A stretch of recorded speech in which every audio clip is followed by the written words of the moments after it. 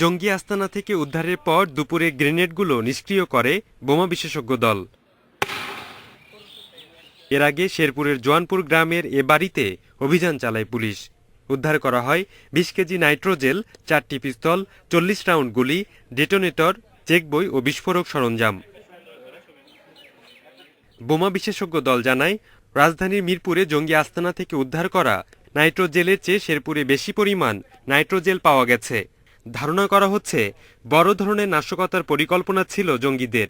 এই ঘটনায় জেএমবি জড়িত থাকতে পারে বলে মনে করছে পুলিশ। আমরা প্রাথমিকভাবে আশঙ্কা করছি প্রাপ্ত আলামত দেখে এটা হয়তো কোনো জেএমবি বা অন্য কোনো গোষ্ঠীর কাজ হতে পারে। তারা এই গ্রেনেড বানাতে গিয়ে এই বিস্ফোরণটি ঘটে। মাস 6 আগে সিএনজি চালকের পরিচয় দিয়ে একতলা বাড়ির 2টি কক্ষ জঙ্গিরা ভাড়া নেয় বলে জানিয়েছেন বাড়ির মালিক। তা বলছে যে আমি সিএনজি চালাই, আমার যদি ভাড়া দেন তাহলে দিতে পারেন।